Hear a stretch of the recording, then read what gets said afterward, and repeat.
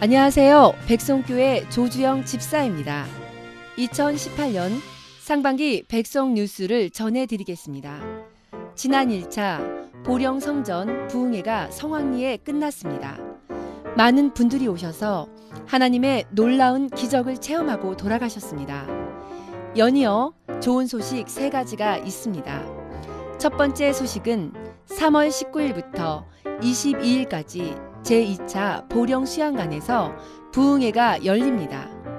계속해서 보령수양관 부흥회 3차는 4월 9일부터 12일까지, 4차는 4월 23일부터 26일까지, 5차는 5월 7일부터 10일까지 진행됩니다.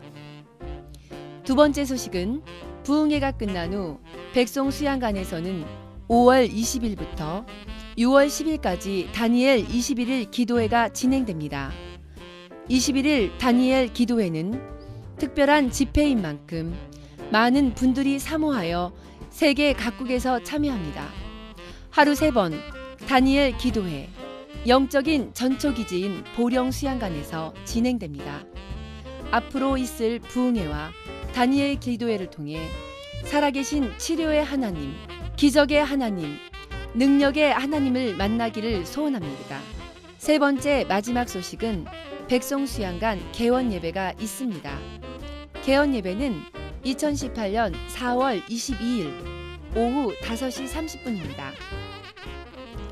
근본적인 치유, 진리 안에서의 자유, 성령으로 한계를 초월하는 삶을 누리는 영성혁명의 현장, 백성 보령수양관으로 여러분을 초대합니다. 여러분의 신앙을 돌아볼 수 있는 기회, 영성혁명을 통해 시온의 대로를 만들어 형통의 축복을 받기를 소원합니다. 명절인데도 여기 오셔서 여러분의 영혼의 명절을 맞이하려고 모든 걸 다 접고 이 자리에 오신 줄로 믿습니다.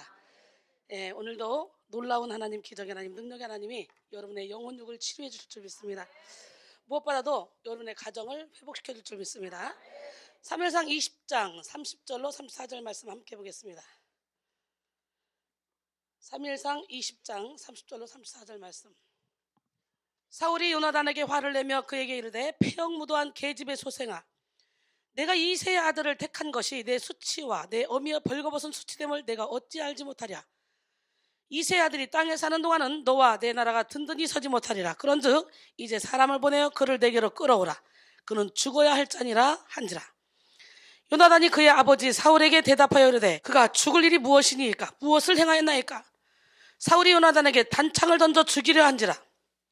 요나단이 그의 아버지가 다윗을 죽이기로 결심한 줄 알고 심히 노하여 식탁에서 떠나고 그 달의 둘째 날에는 먹지 아니하였으니 이는 그의 아버지가 다윗을 욕되게 하셨으므로 다윗을 위하여 슬퍼함이었더라.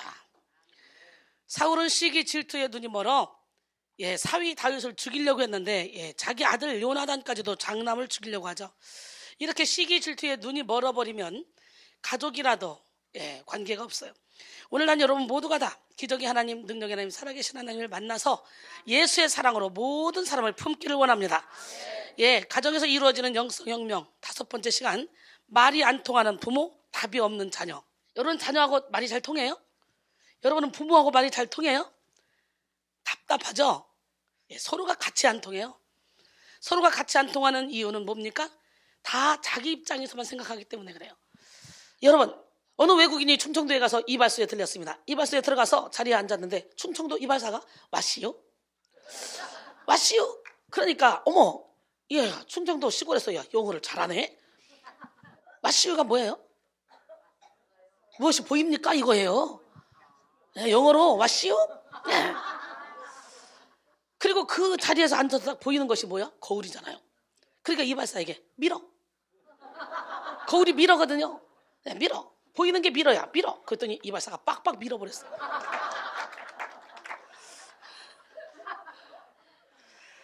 여러분, 말이 안 통하는 부모, 답이 없는 자녀. 오늘 이 시간에 다 통하는 역사가 일어나기로 해. 소통하면 돼. 뻥 뚫리면 돼.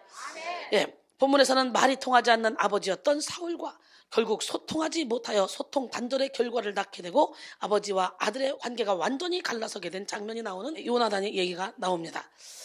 다윗과 요나단의 우정은 극명하게 보여주는 장면이기도 하지만 한편 아버지와 아들의 소통이 단절되는 장면이기도 하죠. 사울은 자신이 가진 권위의식을 가지고 자녀에게 윽박지르고 감정적으로 행동하는 부모의 모습을 적나라하게 보여줍니다. 또한 말이 통하지 않는 아버지를 보고 아버지와 더 이상 이제 대화하려 하지 않는 요나단의 모습도 볼 수가 있습니다. 여러분의 가정은 아닙니까? 오늘날 소통이 단절된 가정이 너무나 많이 있습니다. 부모는 권위의식을 앞세워서 아이의 눈높이 맞추지 않는 그런 대화를 하려 하고, 그리고 아이들은 자신의 마음을 읽지 못하는 부모에게 마음을 열지 않습니다. 부모는 가정의 리더입니다. 리더가 먼저 마음을 읽을 수 있는 능력이 없다면 그 공동체는 분열할 수밖에 없죠. 수도 없이 많은 말을 해도 소통이 안 되면 그건 대화가 없는 거나 똑같아요. 하루 종일 부모하고 말을 하는데도 소통이 안 돼서 답답하기만 하다, 그거는요 참신한 대화가 아니기 때문에 그거는 대화가 없는 것보다 더 안 좋죠. 2016년 2월 춘천의 예비고 1학년 100명을 조사한 결과 부모님과 대화를 많이 하는 학생의 비율이 70%에 이르는 것으로 나타났습니다. 청소년자와 부모가 대화를 많이 하지 않을 것이라고 하는 그런 고정관념을 완전히 깨버렸죠. 그러나 부모님과 소통이 안 된다고 느낀 적이 있다는 답변이 82%에 육박했습니다. 즉 대화는 많이 하지만 말이 통한 적은 별로 없다고 대답한 것이죠. 설문 결과에 따르면 미용, 진로 등의 이 의견 충돌 52%, 잔소리 21%, 대화 부족 17%, 성격 차이 5%, 가정 분위기 2% 순으로 부모 자식 간 소통 방해의 원인으로 나타났습니다. 의사소통의 과정에는 3가지 필수적인 요소가 있다고 하는데요. 첫 번째는 메시지를 보내는 사람입니다. 두 번째는 메시지 자체고, 세 번째는 메시지를 받는 사람이겠죠. 그런데 이 3가지에 결코 끼어들어서는 안 되는 장애가 수도 없이 많은데요. 그렇게 되면 메시지를 보내는 사람이 아무리 말을 해도 그 방해 공작 때문에 메시지를 받는 사람은 전혀 다른 뜻으로 받아들일 수도 있다는 거죠. 어떤 종류에서든지 소통의 방해물, 소통의 장애는요 악한 영의 계략이에요. 오늘 시간에 이 소통을 막는 방해물들을 먼저 알아보고 돌아볼 수 있기를 바랍니다. 자기 입장에서 말하는 이기심 때문에 소통이 안 돼요. 할아버지는요 산에 나무를 하나 갖다가 꽁알을 주었습니다.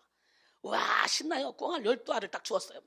그래 지게 메고 나무 옆에다가 싹 이렇게 메고 막 오는 거예요. 와 기분이 좋아서. 그랬더니 마을 청년이 딱 쳐다보더니 할아버지 나무 하나 갔다 오세요. 꽁알이다. 할아버지 나무 하나 갔다 오시냐고요. 12개다. 할아버지 그게 아니라 나무 하나 갔다 오시냐고요. 이놈아 그런다고 내가 안 먹고 너 줄 줄 아냐? 피트 드러커는 의사소통에서 제일 중요한 것은 상대방이 말하지 않는 소리를 듣는 것이다. 우리는요 연애할 때 남자가 손을 쫙 잡고 싶잖아요. 요즘은 그냥 만나자마자 막 덥석덥석 잡고 막 키스도 하고 그러는데 옛날에는요 손만 잡히면 우리 결혼해야 되는 줄 알았어요. 우리 때는 진짜 그랬어요. 근데 요즘 그런 게 다 없어졌다. 손 잡히면 결혼해야 되고 키스 한번 했다 그러면 그 인생 아작난 거예요. 이제 그 사람만 쳐다봐야 되는 게 그렇게 순수했었어요. 근데 이게 손을 딱 잡잖아요. 이 잡으려면 어떻게 돼? 여자들 일단 아유 아니에요. 뺍니다. 그 속마음을 못 읽는 소통을 못하는 남자들은 그래? 그리고 안 잡아요. 그러면 여자한테 잘립니다. 그 다음날 무드도 없기는. 아 이거 빙신. 내가 안 잡는다고 진짜 안 잡는 거냐? 내 속마음도 못 읽냐 이 빙신아. 그러곤 여자는 속으로 잡아주지 왜 안 잡는 거야 이 남자 미쳤나. 아 진짜. 그런데 그냥 아니에요. 됐어요. 우리 키스 한번 할까요? 아니에요. 무슨 말씀을요? 근데 그냥 덥석 끌어다가 키스 딱 하고 안아줘봐. 그러면 뿅 카리스마 있다. 야 멋있다 야. 예, 그러니까 연애할 때는 어정쩡하게 하지 말고 확 잡아버려. 부모가 아직 이기적인 생각을 벗어나지 못하면 아이들과 소통하기가 어렵습니다. 본문에서 사울은 요나단을 위하는 척하지만 사실은 자신의 뜻을 관철하고자 하는 이기심이 숨어 있었습니다. 상대방을 배려하려고 하기보다는 자기 중심적으로 생각하는 그 순간 소통은 딱 단절됩니다. 자녀들은 아무리 어려도 부모가 자신의 입장을 알아주는지 알아주지 않는지 다 알고 있어요. 자신의 소통법이 자기 중심적인지 아닌지 간단히 알아보는 질문이 있습니다. 대화 중 말을 많이 한 사람은 누구인가? 대화의 중심을 장악했던 사람이 누구였는지를 알아보는 질문이죠. 대화를 주도하는 사람, 대화를 이끌어가는 사람이 많은 말을 하게 되죠. 매번 이렇게 말을 많이 하는 사람은요, 상대방이 어떤 말을 하고 싶어 하는지 알 수가 없습니다. 자신의 할 말만 하게 되기 때문이죠. 자기가 할 말만 하는 사람은 상대방의 마음이 별로 중요하지 않아요. 자신의 판단이 정확하다고 믿기 때문에. 그 다음에 둘째로는 얼마나 경청했나, 이겁니다. 내가 소통이 잘 되지 않는 사람과 이야기했을 때 그 사람에게 얼마나 경청해 주었는가를 살펴봐야 돼요. 자기중심적인 사람들은 대화를 할 때 본인 위주의 대화를 해서 인내를 가지고 상대방의 말을 들어주지 못합니다. 아니면 들어주기는 하지만 전심으로 상대방의 마음을 알기 위해 듣는 것이 아니라 얼른 상대방의 말이 빨리 끝나기 원해서 듣는 거예요. 그러니까 전혀 건성으로 듣는 거죠. 셋째, 대화가 끝난 후에 느껴지는 분위기를 살펴보십시오. 대화가 끝나고 허탈하진 않았는지, 대화가 끝나고 경쟁한 느낌은 아니었는지, 대화가 끝나고 상대방의 마음을 닫는 느낌은 들진 않았는지, 대화가 끝나고 지치진 않았는지 잘 살펴봐야 돼요. 만약에 대화가 끝난 후 말이 잘 통하지 않았다는 생각이 든다면 자신의 소통하는 방법을 돌아봐야 돼요. 자기중심적인 사람은 말하는 동안에도 자기밖에 생각하지 않기 때문에 상대방의 이 말을 듣고 어떤 생각이나 마음을 가질지 파악할 수 있는 통찰력이 없습니다. 소통하는 대상의 감정이나 기분을 잘 파악하시기 바랍니다. 그렇게 할 때 해야 할 말과 하지 않아야 할 말을 분별할 수가 있는 거예요. 넷째로는 자꾸만 내가 한 말을 곱씹는지 돌아봐야 돼요. 신기하게도 자기중심적인 사람은요, 자기밖에 모르지만 다른 사람들의 반응이나 내가 어떻게 비춰지는지 많은 신경을 써요.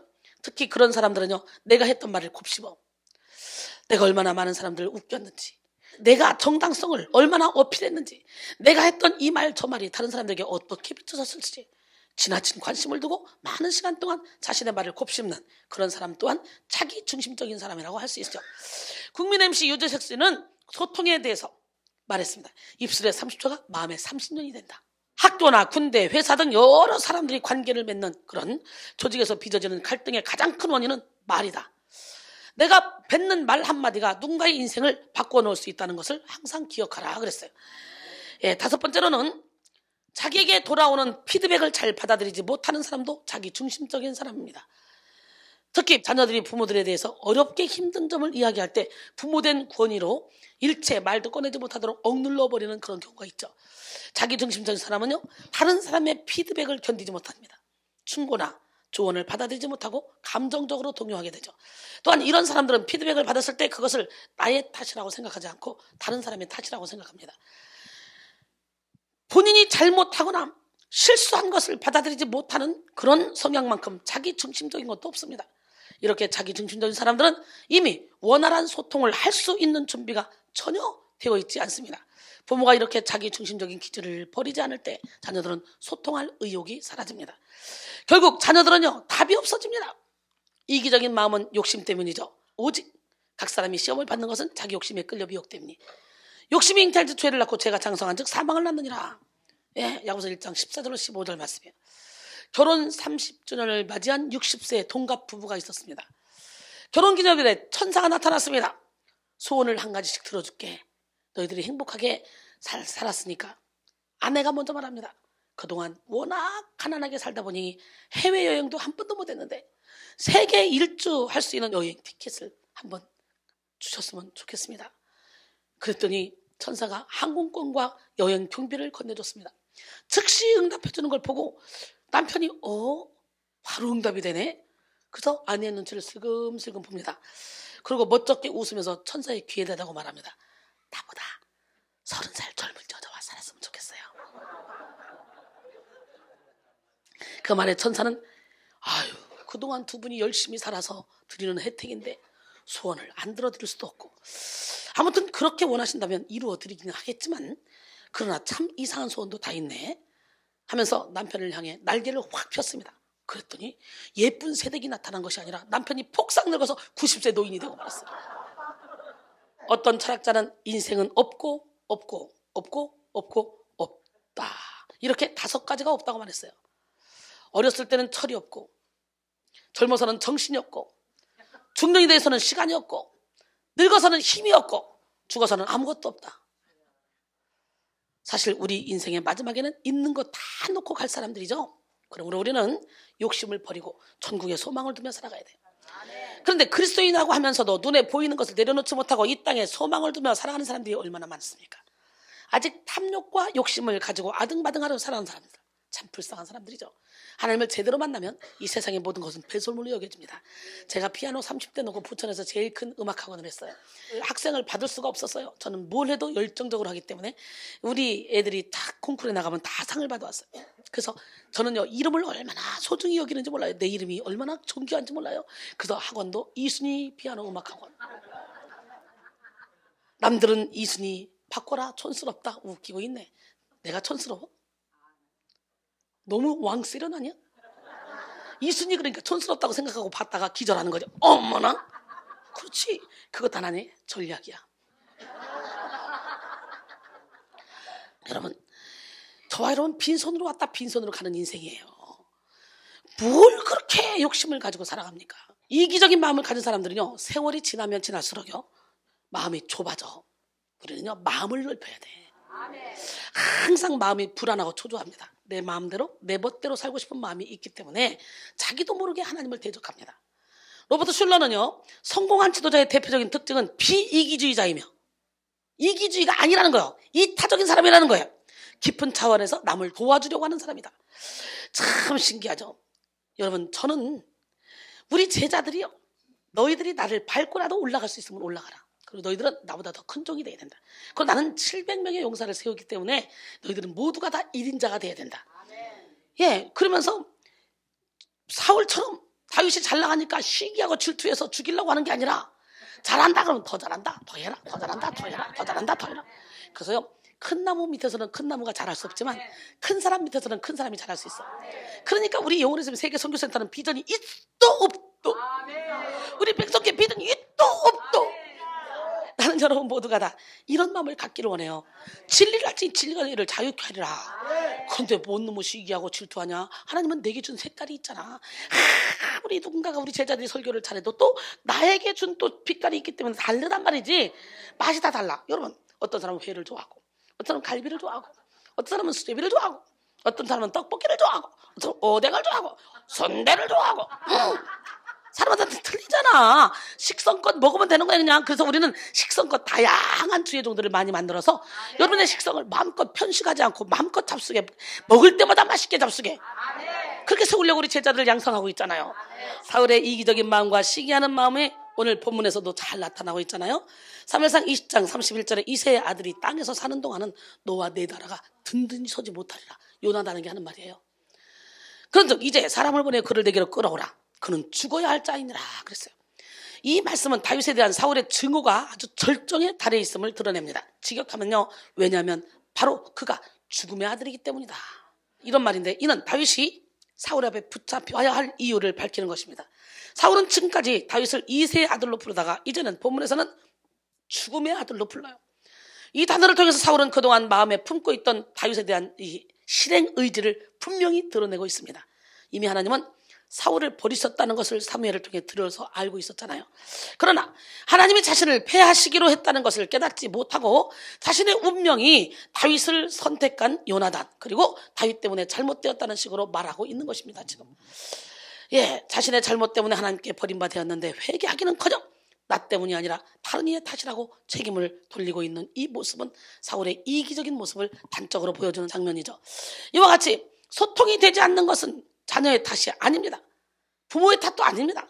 누구의 탓도 아니에요. 바로 나의 이기심 때문에 소통이 되지 않는 거예요. 이기적인 마음을 버리지 않고 대화하게 되면 소통이 일어날 수가 없습니다. 이어서 31절에는 다윗을 죽여야 될 자라고 말하고 있죠.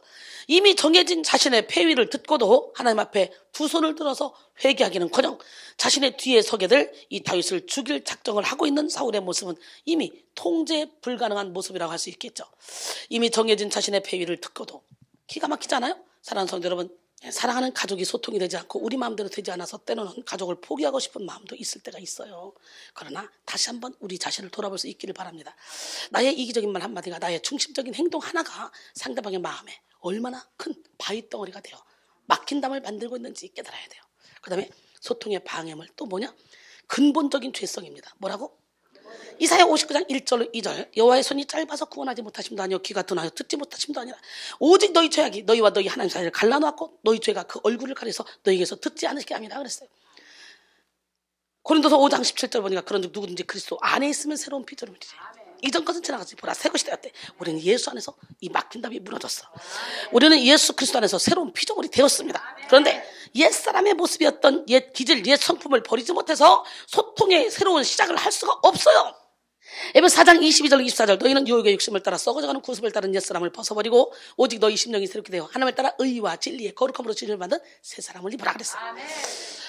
여러분, 우리의 옛사람을 휘어잡고 있는 것은 뭡니까? 바로 죄입니다. 결국 소통을 가장 막는 요소는 뭐냐? 각 사람에게 아직도 남아있는 이 죄성 때문이죠. 죄 때문에 풀리지 않는 삶, 죄 때문에 막힌 담이 생겨서 소통할 수가 없는 것입니다. 창세기의 바벨탑 사건을 보시면 인간은 죄악된 생각으로 하나님처럼 높아지려고 하다가 모든 소통이 단절되는 결과를 낳게 되죠. 소통의 단절은 죄의 결과 중에 하나입니다. 여러분, 죄로 인해 하나님과 막히고 사람 간에 막히고 나 자신과 소통까지도 막히게 되는 것이죠. 오늘 본문에 나오는 이 사울이 요나단과 완전히 소통이 가로막혔던 이유는 사울의 죄가 아주 불릴 듯이 일어나서 아무것도 눈에 뵈는 것이 없었기 때문에 소통이 가로막혔던 거죠. 다윗을 향한 질투가 비교의식과 열등감, 그리고 시기와 질투, 위기감 등이 결합되어서 무엇이 옳은지, 아들이 무슨 말을 하는지 들어줄 수 있는 마음의 여유조차 없었던 것입니다. 부모의 죄성이 해결되지 않으면 그 부모만 괴로운 것이 아니라 결국 자녀들까지도 그 영향력이 미쳐서 병이 깊은 가정, 소통이 되지 않는 가정이 되는 거예요. 가족 간의 소통을 막는 가장 큰 요인은 뭐냐? 바로 죄입니다. 죄. 사울은 다윗을 향한 질투와 분노 그리고 위기감을 다 요나단에게 쏟아버렸어. 겉으로는 요나단이 자신의 왕위를 이어주길 원했던 소망 때문이었지만 그 속에는 다윗을 향한 불타오르는 시기심, 죄악 때문이었습니다. 야고보서 3장 14절로 16절 그러나 너희 마음속에 독한 시기와 다툼이 있으면 자랑하지 말라. 진리를 거슬러 거짓말하지 말라. 이런 지혜는 위로부터 내려온 것이 아니오 땅 위의 것이요 정욕의 것이요 귀신의 것이니 시기와 다툼이 있는 곳에는 혼란과 모든 악한 일이 있음이라 그랬어요. 죄가 해결되지 않으면요 자녀를 향한 소망도 꿈도 순수하게 표현될 수 없습니다. 사탄의 지배를 받은 생각과 마음을 가지고 있는 부모는 자녀와 결코 아름다운 소통을 이룰 수가 없습니다. 자녀와 소통이 안 될 뿐만 아니라 하나님과의 소통도 이루어질 수가 없죠. 사울의 경우를 보더라도 부모가 하나님 앞에 바로 서지 못하니까 자신의 악에 바친 내면을 그대로 자녀에게 쏟아놓는 것을 보게 되잖아요. 결국 이 사건은 요나단이 아버지에게 마음을 완전히 닫는 계기가 되어버리고 말았습니다. 인간의 죄성이 소통을 닫는 그런 결정적인 역할을 합니다. 요즘 시대를 불통의 시대라고 말합니다. 소통이 안 되는 것은 죄의 열매입니다. 쓴뿌리의 결과입니다. 죄는 항상 불통의 열매를 낳아왔습니다. 또한 소통이 안 되는 것은 교만의 죄 때문에 그래요. 마음을 낮추고 상대방에게 맞추어 들을 수 있는 귀가 없기 때문에. 사랑하는 성도 여러분, 자녀에게 죄를 운운하기 전에 부모 자신을 살펴봐야 돼. 아이에게 맞출 수 없는 높아진 마음, 굳은 마음 때문에 불통이 일어나고 있지는 않은지 돌아올 수 있기를 소망합니다. 사울은 교만의 대명사입니다. 그의 교만이 가장 가까운 친족들까지도 가족들까지도 아주 단절하게 만들었죠.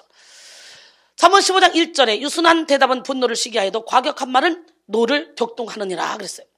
예, 잠언 12장 6절에 악인의 말은 사람을 엿보아 피를 흘리자 하는 것이거니와 정직한 자의 입은 사람을 구원하리라. 할렐루야. 잠언 12장 25절에도 보니까 근심이 사람의 마음에 있으면 그것으로 번뇌하게 되나 선한 말은 그것을 즐겁게 하느니라. 여러분, 자신의 마음대로 되지 않는 자녀 때문에 자녀에게 단창을 던지는 사울의 모습이 지나치다고 생각하십니까? 그렇지 않습니다. 아이들에게 수도 없이 마음의 단창을 던지는 부모가 너무도 많이 있어요. 내가 여러분을 보면 그냥 말 한마디 편안하게 부드럽게 하면 될 건데 여러분의 말투가 그냥 수도 없이 자녀들의 심령에 비수를 꽂고 단창을 던지더라고. 인간은 영적인 동물이기 때문에 마음에 칼을 꽂는지 아니면 사랑을 주는지 다 느낍니다. 사울이 던졌던 단창은 자신에게 합하지 않는 요나단을 두려워했던 단창이었습니다.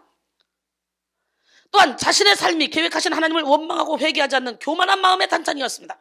이 단창을 던진 이후에 요나단은 다윗을 위하여 완전히 노하고 식사 자리에서 떠났어요. 이후로 아버지를 떠났죠. 사울이 요나단과 불통 후에 요나단을 죽이고자 던진 이 단창, 우리도 자녀에게 던지고 또한 부모에게 던졌습니다. 그렇죠? 우리가 서로에게 던진 단창으로 인해 단절된 사건이 있을 수 있습니다. 오늘 다 거둡시다. 아멘. 회복받읍시다. 아멘. 여러분은 죄로 인해 하나님과 불통, 이웃과 불통하고 계시지 않습니까? 불통의 원인이 된 죄를 해결하기 위해서는 어떻게 해야 됩니까? 바로 예수께 나와서 죄를 회개해야 되겠죠. 아멘. 죄를 회개할 때 하나님과의 막힌담이 해결되고 이웃과의 막힌담이 해결되고 나 자신과의 막힌담도 해결됩니다. 그러나 회개하지 않고 막힌담이 있으면 아무리 기도해도 응답이 안 돼요. 우리의 죄의 문제를 해결하지 않고서는 아무리 1000만 번 기도해도 응답되지 않습니다. 능력 달라고 하면 귀신의 능력을 받게 되죠. 그러므로 철저히 그 죄를 무너뜨리는 회개의 시간이 먼저 돼야 돼요. 회개할 때 죄악의 담이 무너지고 하나님과 소통의 관계가 이루어지며 가정과의 소통도 이루어질 수 있습니다. 에베소 2장 14절로 17절 그는 우리의 화평이신지라 둘로 하나를 만드사 원수된 곧 중간에 막힌 담을 자기 육체로 하시고 법도문으로 된 계명의 율법을 폐하셨으니 이는 이 둘로 자기 안에서 한 새 사람을 지어 화평하게 하시고 또 십자가로 이 둘을 한 몸으로 하나님과 화목하게 하려 하십니다. 원수된 것을 십자가로 소멸하시고 또 오셔서 먼데 있는 너희에게 평안을 전하시고 가까운 데 있는 자들에게 평안을 전하셨으니 할렐루야. 그 다음에 가정 속의 단창, 가정 속의 단창에 대해서 알아보겠는데 가정 속의 단창 먼저 분노의 단창입니다. 무슨 단창? 사무엘상 20장 30절로 34절 사울이 요나단에게 화를 내며 그에게 이르되 폐영무독한 계집의 소생아. 야, 지금요 본문 말씀이에요. 자기 아들한테 그렇게 말하고 있는 거예요. 뭐라고? 무섭죠? 폐영무독한 계집의 소생아. 말부터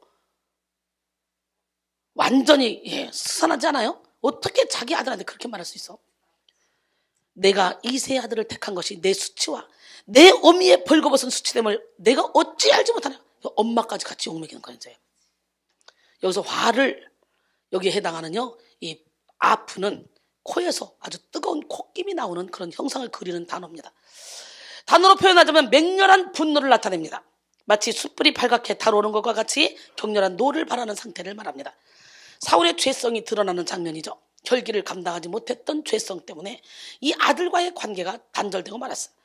사울은 요나단에게 심한 욕을 하면서 다윗과 한통속으로 여기고 대적하고 있습니다.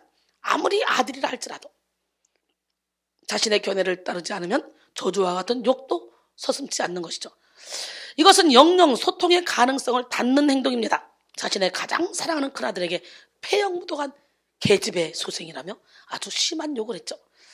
분노는 부모와 자녀 간의 단절을 가져오는 가장 큰 이유 중 하나입니다. 그래서 자녀가 마음을 열지 않는다. 그렇다면 부모가 자녀에게 분노를 내서 자녀가 마음을 닫았겠다 생각하고 나는 분노를 낸 적이 없는데 라고 생각할지라도 자녀가 그렇게 마음을 닫았다면 자녀 입장에서는 그런 게 있는 거예요.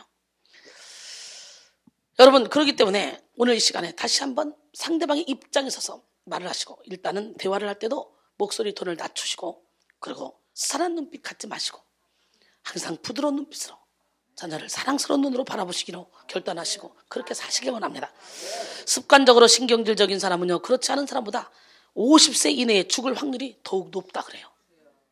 분노하는 사람은 자신 속에 독을 만들어 키우는 사람입니다.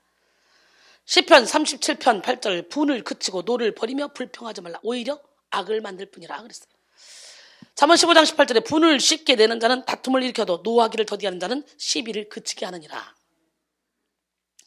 스트레스를 받을 때 우리 몸은 아드레날린과 노르아드레날린이라는 이 물질이 생성이 되는데요. 이 물질이 아주 적당히 생성되면 좋겠지만 활기를 가져다 주지만 이 물질이 과다 분비되면서 혈압이 높아지고 호흡이 가빠지며 심장이 빠르게 뛰면서 혈관 내벽이 손상이 됩니다. 그리고 지방이 분비되어 혈중 지방과 콜레스테롤 수치도 높게 나타나죠. 게다가 마음이 불안할 때는 과음, 흡연 등 다른 위험 인자까지 가세하는 효과도 있습니다. 부정적인 감정은 뇌에도 영향을 주는데요. 특히 화를 낼 때 100여 개의 뇌세포가 죽는다 그래요. 인간의 뇌세포 140억 개가 있다 그랬죠. 근데 아담과 하와가 범죄함으로 그 뇌세포가 죽었기 때문에 머리가 나빠졌지만 우리가 예수의 피로 뇌세포를 씻어내면 뇌세포가 다시 살아나니까. 예수를 믿는 사람이 말을 잘해. 이순이 말 정말 잘하지? 이게 뭐야? 머리가 좋아서 그런 거야. 뇌세포가 자꾸 씻기니까. 여기서 계속 뇌세포를 보혈의 피로 씻으면 여러분들도 똑똑해져. 여러분도 일정 분야의 천재가 될 수 있어. 그러기에 사소한 일에도 화를 잘 내는 사람은 자기 생명을 축소시키고 있다는 것을 기억하시고 항상 느긋한 마음, 주님의 마음을 품어 하나님이 예비하신 날수만큼 행복하고 즐겁게 사시길 바랍니다. 그러니까 여기 오면요 이게 막 자기 마음대로 살다가 다 겉늙은 사람들이 점점점 젊어진다니까. 그래서 다 이뻐져. 신기하지. 분노는 자기만 죽는 것이 아니라 다른 사람을 죽인다.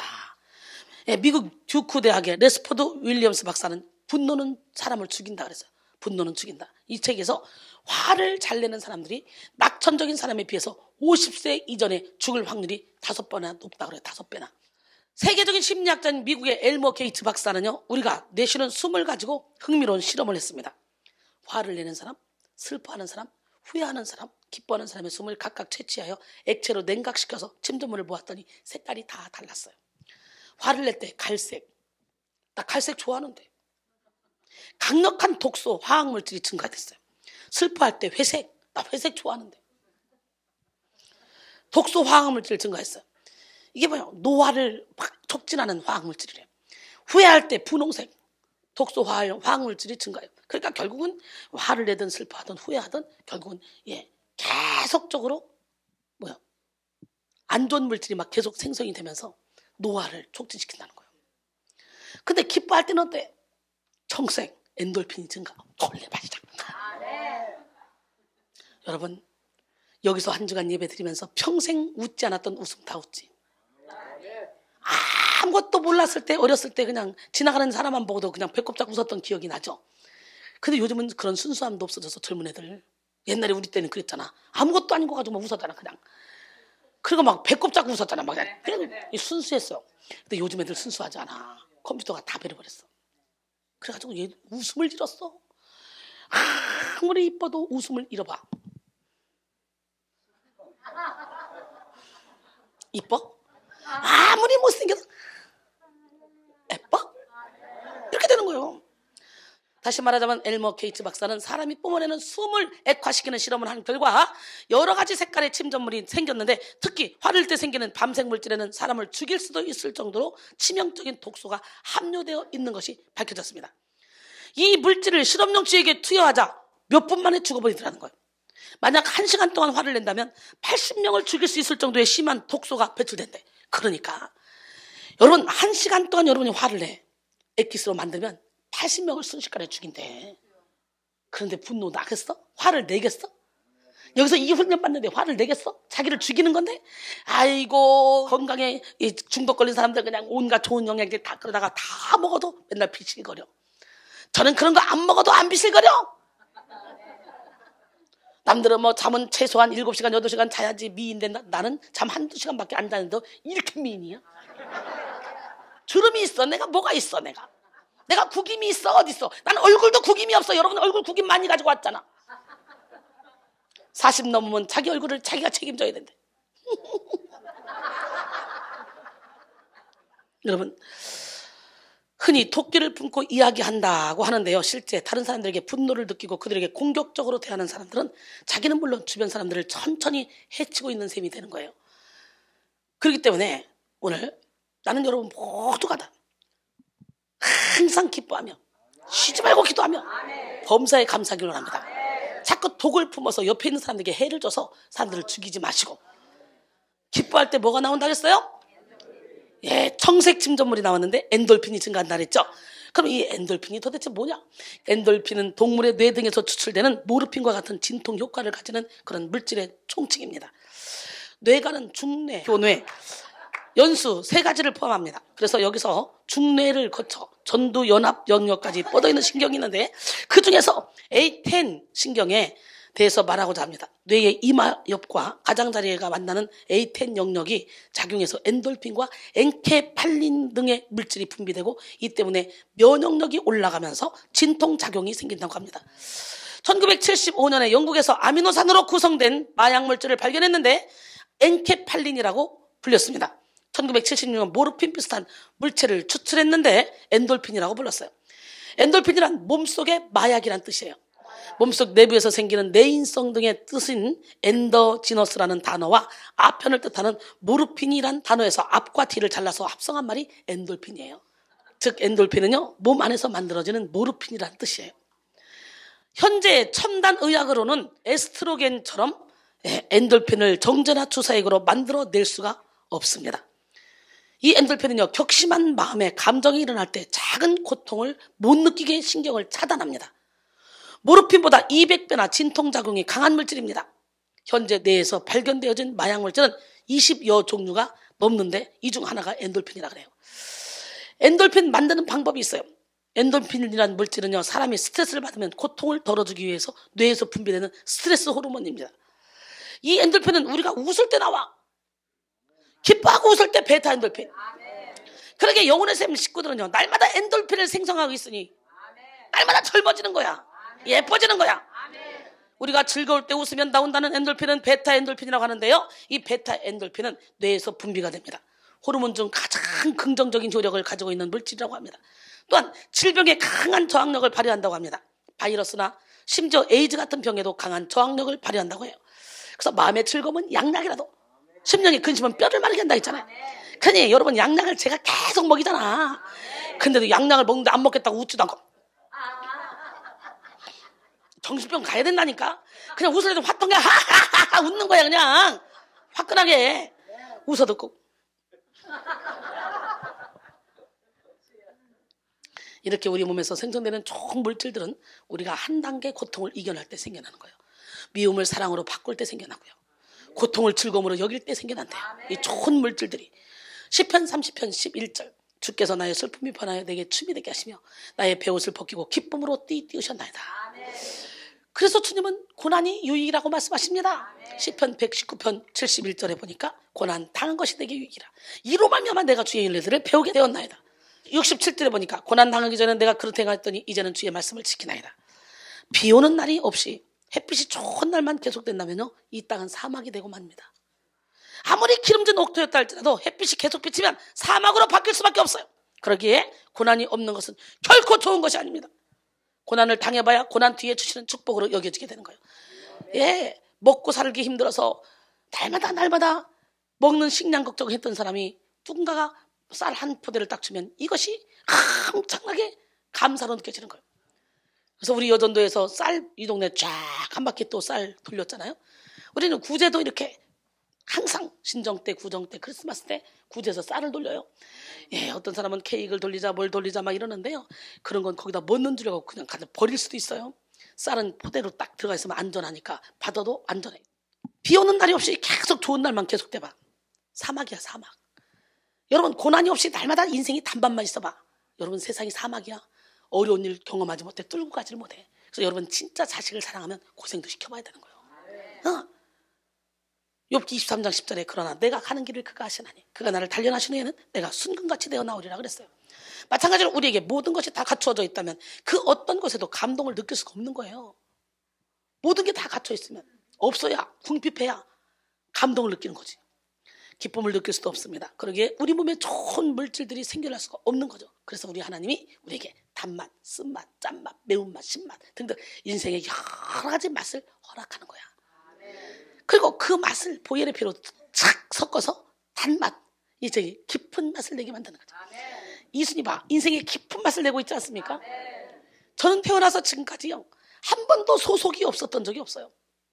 우리 집은 먹고 사는데 전혀 지정이 없이 쌀밥만 먹고 살았어요. 시골에 살아도 막 일꾼들도 많고 식물들도 많고. 그런데도 불구하고 내가 얼마나 생활력이 강했냐.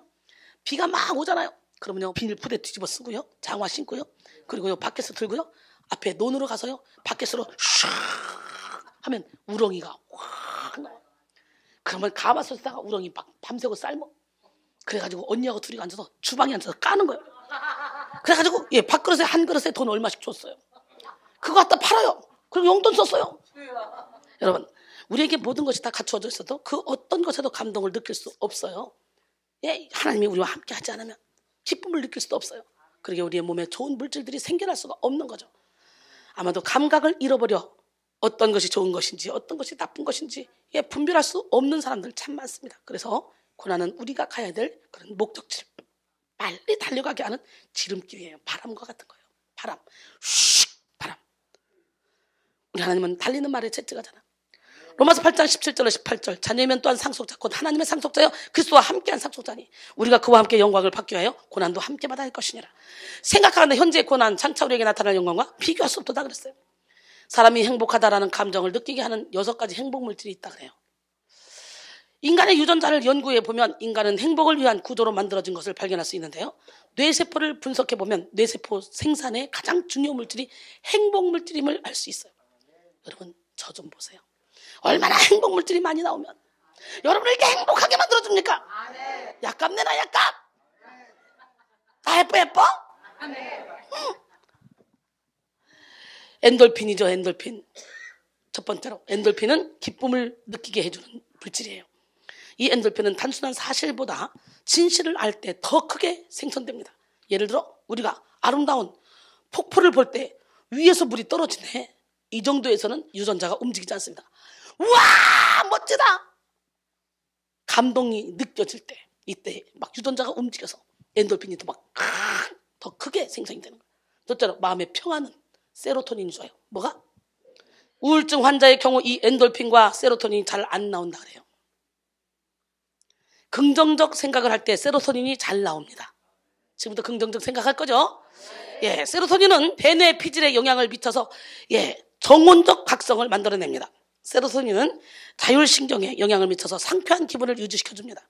하루 활동을 위하여 인체가 건강하게 움직이기 위한 그런 준비 상태를 만들어주는 거죠. 세로토닌이 충분하면 아침에 쉽게 기상하며 상쾌한 기분과 가벼운 몸 상태를 느낄 수 있습니다. 세 번째는 밤에 잠을 잘 수 있도록 도와주는 물질인 멜라토닌. 네 번째는 가진 것에 대한 만족감을 주는 물질인 CCK로 뇌세포에서 생성됩니다. 못생긴 마누라라도 나는 내 마누라가 좋아 라고 했을 때 이 만족 물질인 CCK가 생성이 왕성해진다는 거예요. 우리가 자족하며 살아갈 때 CCK가 활발히 만들어져서 행복을 누리게 되는 거예요. 다섯째로 쾌감을 주는 물질인 도파민. 춤추고 싶을 정도로 몸과 마음이 유연해지면서 로맨틱해지는 것이 바로 도파민 때문이죠. 여러분 막 춤추고 싶지 않아? 일어나서 막 여기 지금 보니까 행복 물질이 막 다 나온다, 나 때문에. 아우 진짜 나는 해피메이커야. 나 축복의 통로 맞지? 무슨 일이지 진짜. 다 나오네 여기서 지금 예배 중에. 맞아요 안 맞아요? 예. 로또에 당첨이 되었을 때도 도파민이 생성됩니다. 가장 완벽한 도파민이 형성되는 때는 정말 사랑하는 사람과의 진실이 통할 때라 그래요. 끝으로 인간의 최고의 행복을 느끼게 하는 것은 옥시토신. 뭐라고?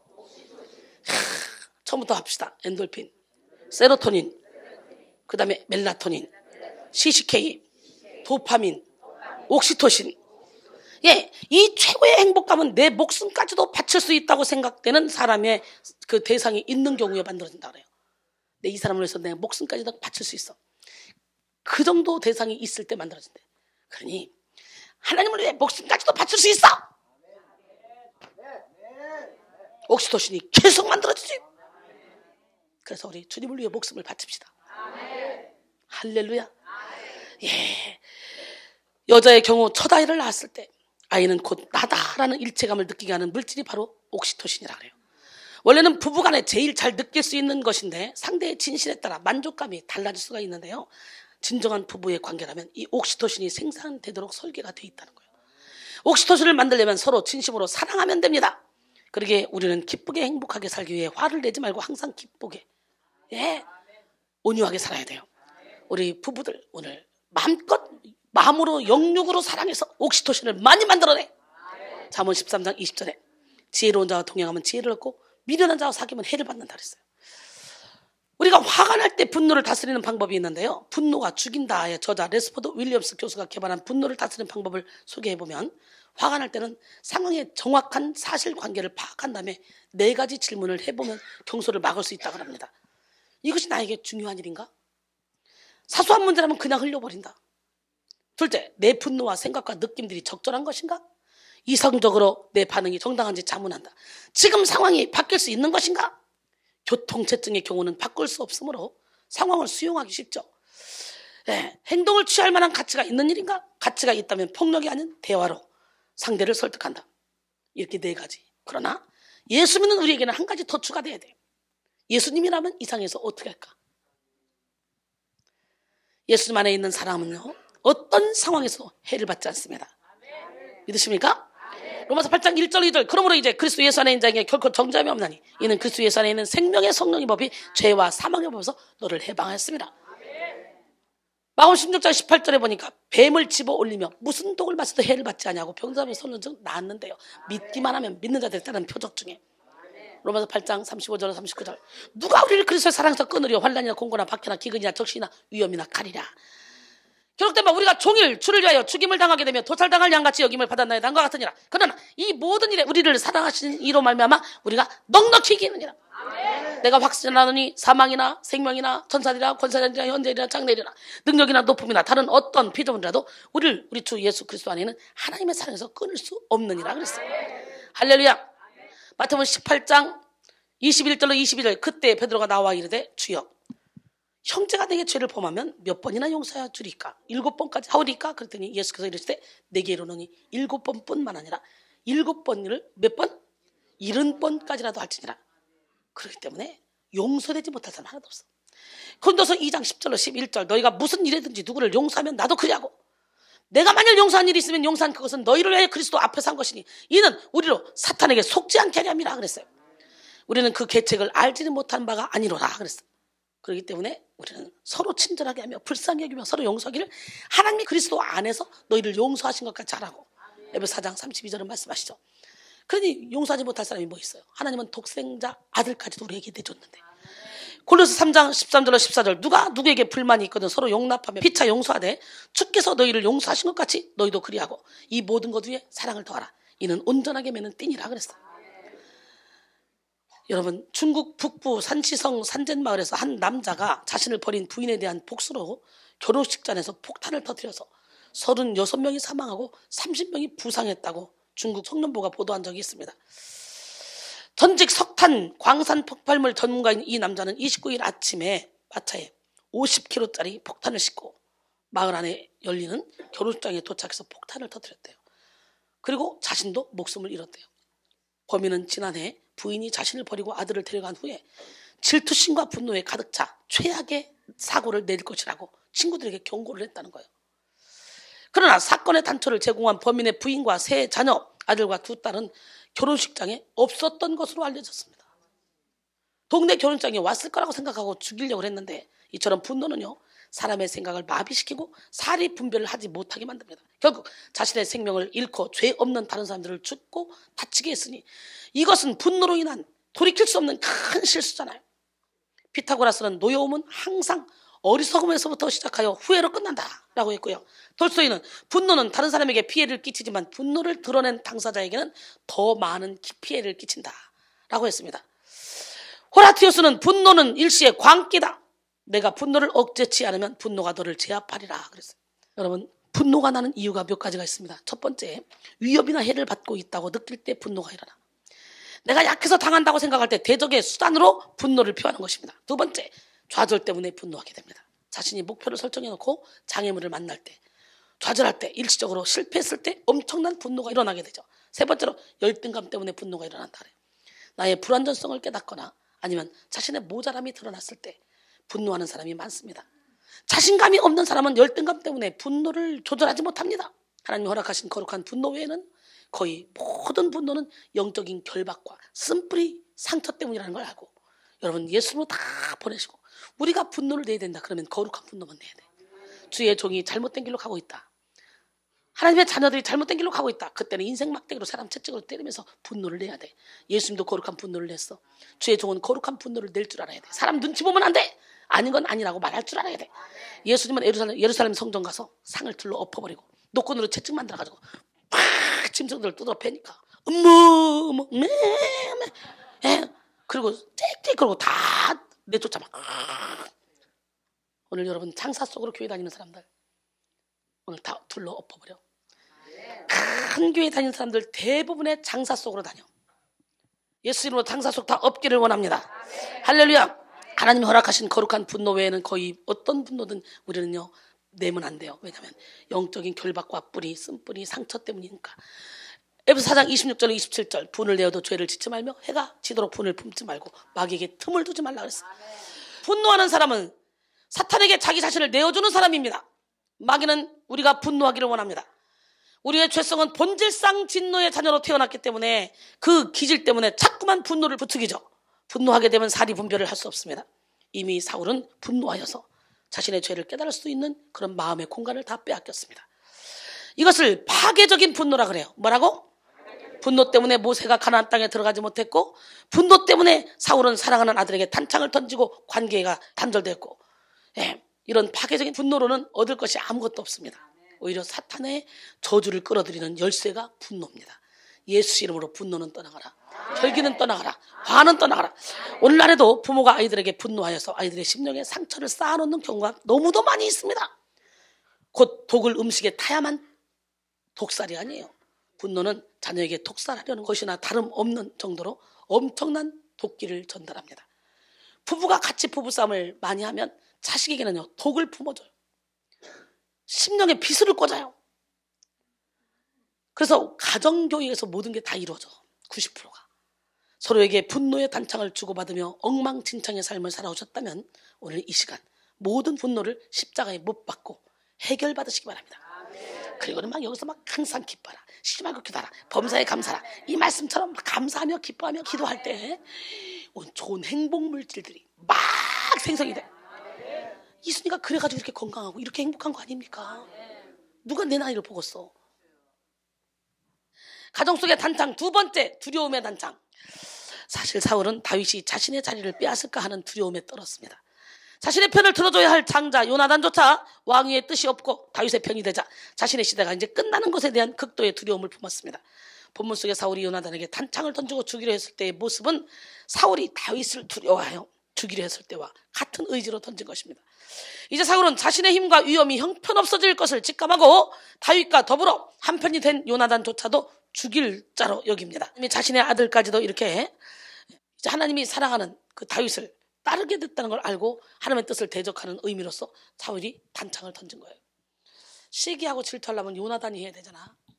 왕위를 자기가 물려받아야 되는데 다윗이 어디서 그냥 시골 촌놈이 나타나가지고 기름 부음 받았다고 그러고 왕이 되려고 껍죽거리니까 집 밖으로 뺏으려고 그런 거잖아. 근데요, 빨리 알았어요. 아주 분별이 있었어, 요나단은. 요한일서 4장 18절에 사랑 안에 두려움이 없고 온전한 사랑이 두려움을 내쫓나니 두려움에는 형벌이 있습니다. 두려워하는 자는 사랑 안에서 온전히 이루지 못하였느니라 그랬어요. 계시록 21장 8절에 보니까 두려워하는 자들과 믿지 아니하는 자들과 흉악한 자들과 살인자들과 음행하는 자들과 점술가들과 우상 숭배자들과 거짓말하는 자들은 불과 여왕으로 사는 못에 던져지리니 이것이 둘째 사망이라. 보니까 두려워하는 거 우리 누구나 할 수 있지 뭐, 내 성품인데 뭐, 이게 아니라고. 이건 사단이 주는 마음이라고. 그러니까 두려워하는 것은 지옥으로 간 병이래. 지옥으로 간 병. 거짓말하는 거, 두려워하는 거 우리 아무 생각 없이 하잖아. 근데 그걸 앞뒤로 딱 해놓고 그리고 그 가운데 믿지 않는 자, 흉악한 자, 살인자, 음행자, 점술가, 우상숭배자, 이런 사람을 가운데 딱 놨어. 그리고 두려워하는 자, 거짓말하는 자 싹 다 몰아서 어디로 간대? 지옥으로 간대. 독일의 요제프 키르슈너라는 사람이 몇 년 전에 그동안 살아오면서 내 자신은 물론이고 다른 사람들을 보며 관찰했던 두려움을 조사해봤습니다. 처음에 원고지 한 장이면 충분할 거라고 생각했습니다. 그러나 그 사이 11쪽에 달하는 345가지의 두려움의 목록이 작성됐어요. 그리고 그 후에도 늘 두려움이 관찰되었어요.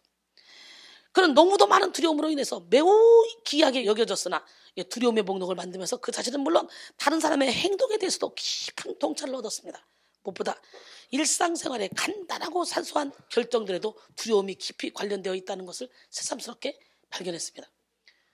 요제프 카르슈너가 작성한 목록 가운데서 몇 가지 두려움을 열거해보면 입냄새에 대한 두려움, 누군가의 부당한 일을 저지를지 모른다는 두려움, 그리고 다른 사람한테 웃음거리가 될지 모른다는 이 두려움, 우리 집 아이가 집 밖에서 놀다가 차에 치일지 모른다는 두려움, 이런 것들이었어요. 요제프 키르슈너는 사람들이 특히 민감하게 반응하는 3가지 보편적인 두려움을 말했는데요. 첫 번째, 획득한 것을 잃는 것에 대한 두려움. 뭐? 미지에 대한 두려움, 현실에 대한 두려움으로서 그 두려움들은요, 매우 가능성이 희박한 것들이었어요. 심리학적으로도 사람에게 가장 무서운 것은 두려움이라 그래요. 이러한 두려움은 부정적인 것이요 영적 생활의 방해물인데 학자들이 두려움을 분석해보면 92%가 쓸데없는 두려움과 불안이라고 합니다. 그러나 대부분의 두려움을 극복할 수 있지만 죽음과 내세의 두려움을 해소할 수가 없습니다. 그것이 미지에 대한 최종적인 두려움입니다. 두려움도요, 죄악의 본성이에요. 두려워하는 것은 하나님을 온전히 신뢰하지 못하게 하는 사탄의 뜻대로 가게 하는 것입니다. 두려움은 하나님의 사랑을 깨닫지 못하게 합니다.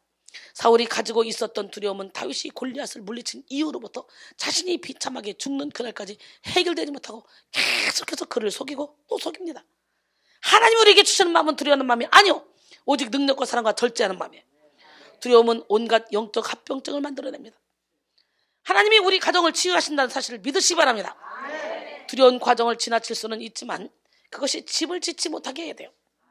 할렐루야. 두려움이 떠날 때까지 기도하시고 또 기도하십시오. 부모에게 해결되지 못한 그런 두려움이 자녀에게, 남편과 아내 서로에게 악영향을 미쳐서 가정에 불안함이 깃들지 못하도록 주님만 의지하는 자가 되기를 원합니다. 무엇이 두렵습니까? 저는요, 옛날에 죽음이 두려웠어요. 죽는 날 어떻게 죽을까? 죽는 거 정말 무섭다. 근데요, 웬일이야? 은혜를 받고 나니까 이 죽음까지도 초월해버렸어. 그러니까 드디어 진리 안에 자기가 가게 되더라. 그거까지 초월해야. 고린도전서 15장 55절 58절, 사망아 너희 승리가 어디 있느냐? 사망아 내가 쏘는 것이 어디 있느냐? 사망이 쏘는 것은 죄요, 죄의 권능은 율법이니라. 우리 주 예수 그리스도로 말미암아 우리에게 승리를 주시는 하나님께 감사하노니, 그러므로 내 사랑하는 형제들아 견실하며 흔들리지 말고 항상 주의 일에 더욱 힘쓰는 자들이 되라. 이는 너희 수고가 주 안에서 헛되지 않은 줄 알미라 그랬어요. 로마서 13장 10절에 사랑은 이웃에게 악을 행하지 아니하나니 그러므로 사랑은 율법의 완성이래요. 예수님의 사랑 안에 거하면 두려움이 없어져요. 그 다음에 가정 속의 단창, 세 번째 미움의 단창. 무슨 단창? 아주 가정 안에서 남편이 왼수, 각시가 왼수, 자식이 왼수, 부모가 왼수 막 이러고 살더라고. 사람들이 왜 그러고 살아? 보기도 아까운 사람을. 그렇잖아요. 미국의 필라델피아에 사는 어떤 여인이요, 피부병으로 고생을 하고 있었습니다. 이름 있는 뉴욕의 피부과 전문의를 찾아서 열심히 치료를 받았습니다. 그러나 낫지 않아요. 점점 더 심해졌어요. 그러던 어느 날 의사는 이렇게 말했습니다. 아무리 정밀 검사를 해도 병의 원인을 알 수 없습니다. 그렇다면 병의 원인이 육체에 있는 것이 아니라 영적으로 있는 것 같습니다. 누군가를 극도로 미워하지는 않습니까? 그 여인은 조금 생각한 후에 대답했습니다. 실은 이웃집 부인과 심하게 다툰 적이 있어요. 그 여자는 도대체 이해할 수 없는 여자예요. 글쎄 뭐라고 한 줄 알아요? 세상에, 우리 집 강아지 냄새가 나서 구역질이 나서 못 살겠다는 거예요. 난 그 부인 때문에 너무너무 화가 나고 약이 올라서 분통이 터질 지경이랍니다. 이때 가만히 이야기를 듣던 의사가 단호하게 말했습니다. 부인, 내일부터는 치료받으러 오지 마시오. 여인은 깜짝 놀랐어요. 아니 왜요? 내가 화내는 것과 이 얼굴에 솟아나는 이것이 무슨 상관이라도 있나요? 예, 그렇습니다. 병원에 오시지 않고도 치료할 수 있는 처방책을 알려드릴 테니까 그대로 하십시오. 다른 방법으로는 안 됩니다. 의사의 처방은 미워하는 이웃집 여자와 화해하고 사이좋게 지내라는 거예요. 그러나 여인은 의사의 처방을 받아들일 수가 없었어요. 그것만은 절대로 안 됩니다. 난 잘못이 없습니다. 공연히 생태 주지 않는 그런 여자에게 어떻게 여자와 잘 지낼 수가 있고, 내가 잘못도 안 했는데 내가 어떻게 사과할 수 있습니까? 못합니다. 그렇다면 부인의 그 피부병은 치료될 수 없습니다. 하나님조차도 속수무책일 것입니다. 의사도 단호하게 말했습니다. 여인의 피부에 솟은 두드러기는 결국 미워하는 마음에서 시작됐다는 거예요. 여러분, 그래서 너희가 땅에서 무엇이든 매면 하늘에서 매이고 땅에서 무엇이든 풀면 하늘에서 풀린다 그랬잖아요. 요즘 가정 속에는 자기 가족을 원수처럼 생각하는 사람이 많이 있습니다.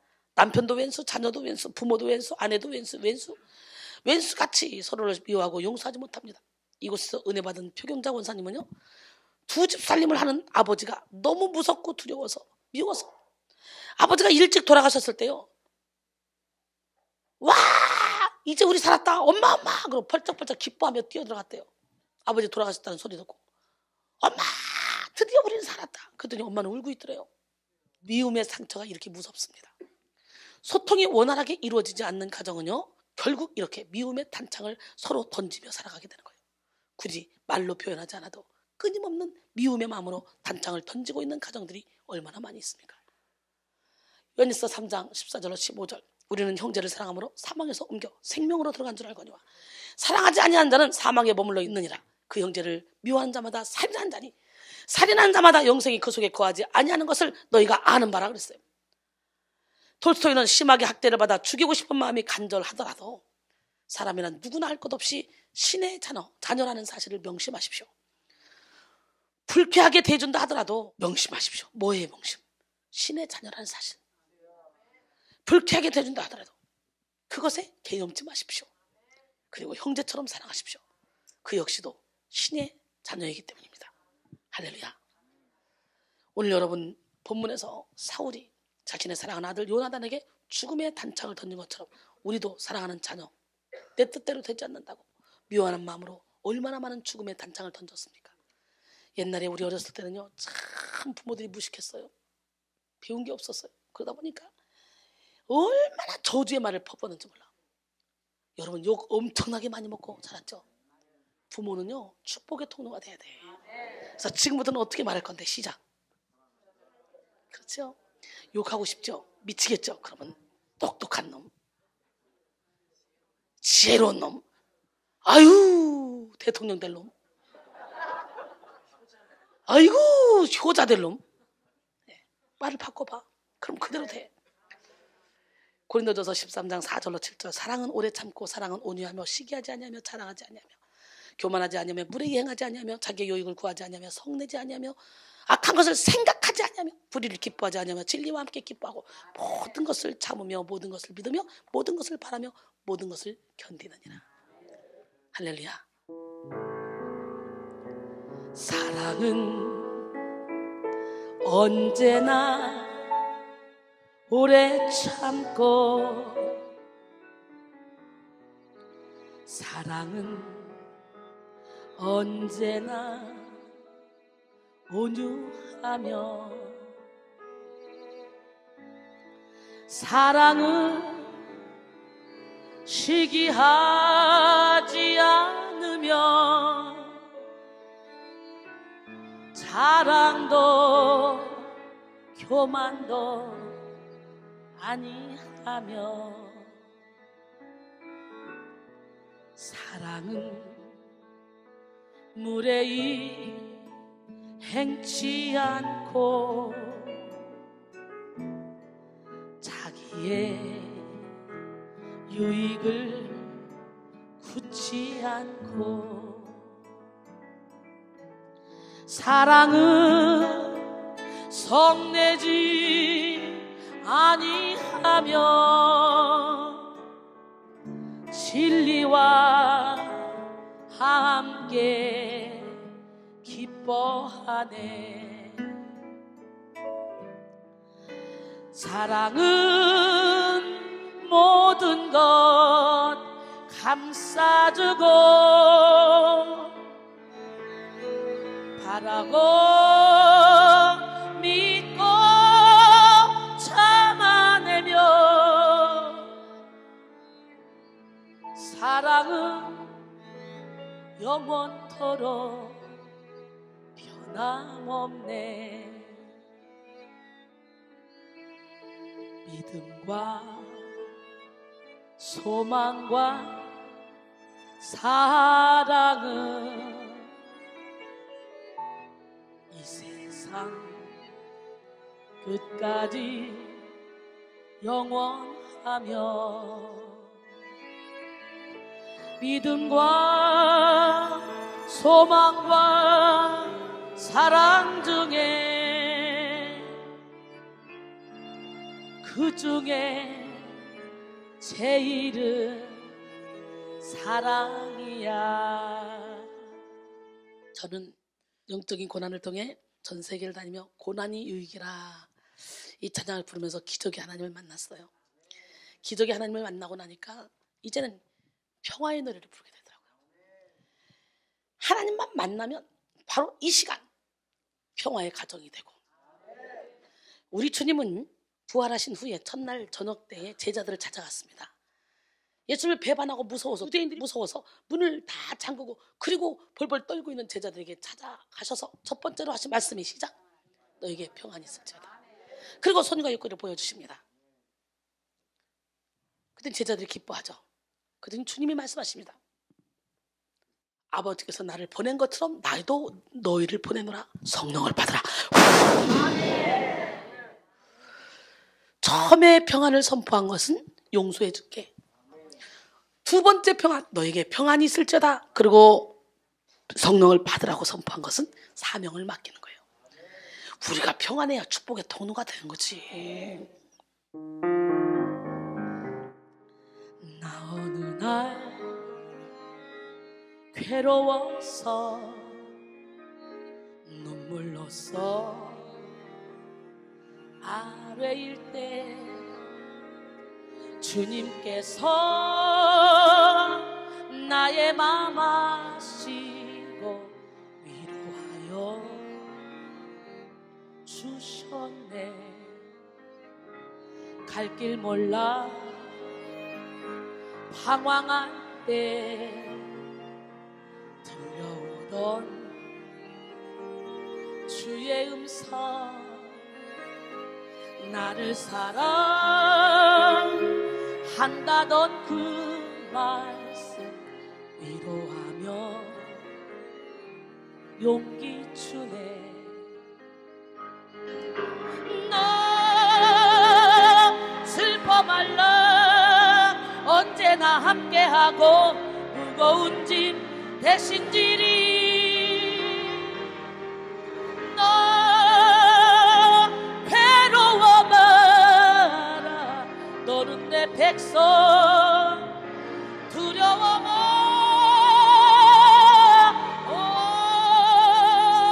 나의 주 평화의 주 내 피곤한 마음 쉼을 얻으리.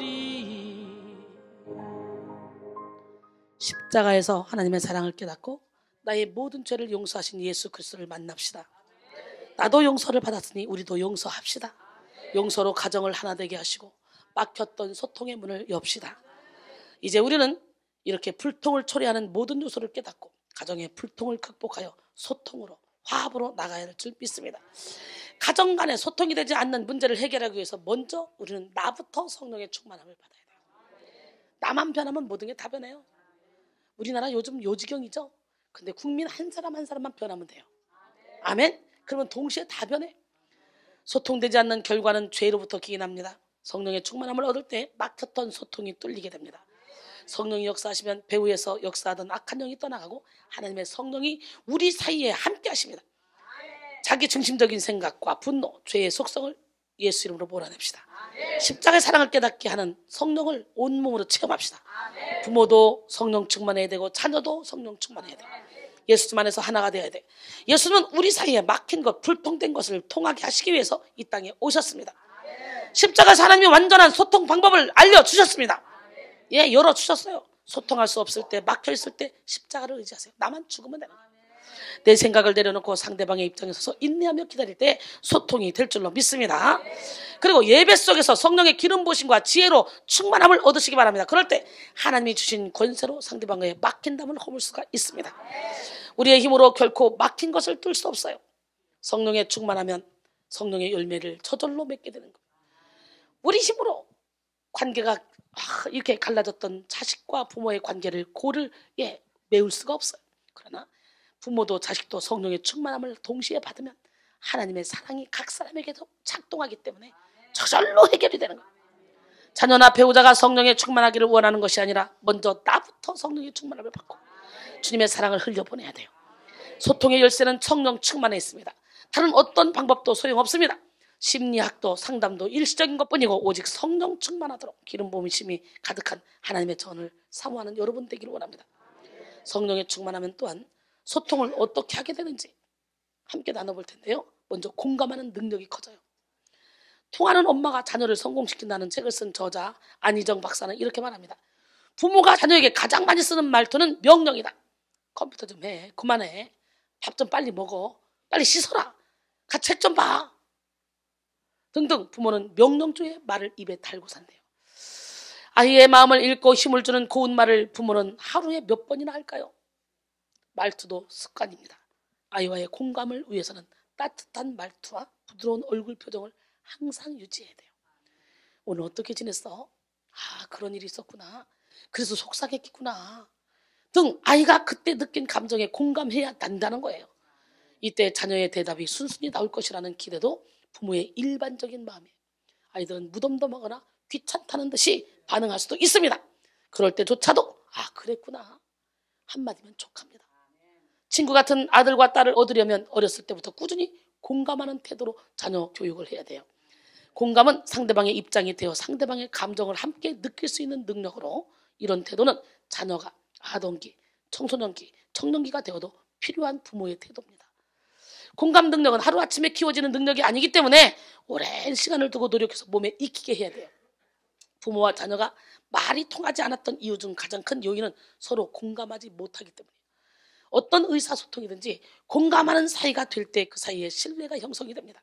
공감은 나 중심적인 그런 사람은 할 수 없어요. 상대방의 감정과 기분, 처지를 잘 파악할 수 있는 통찰력이 있어야 하기 때문이죠. 성령에 충만한 사람은 나 중심적인 생각으로부터 벗어나 넓은 아량을 가지고 상대방을 대할 수 있는 여유가 생깁니다. 예수님의 공감 능력은 우리가 지은 죄를 감당하시려고 십자가를 지기까지 낮아지실 정도였잖아요. 예수님은 십자가의 모진 고통으로서 우리의 모든 고통을 이해하시고 천지를 지으신 창조주이시면서 이 땅에 연약한 인간으로 오셔서 인간의 모든 질고를 함께 지셨습니다. 우리가 공감할 수 없을 때, 우리가 이해할 수 없을 때 예수님 그 사랑을 기억하시기 바랍니다.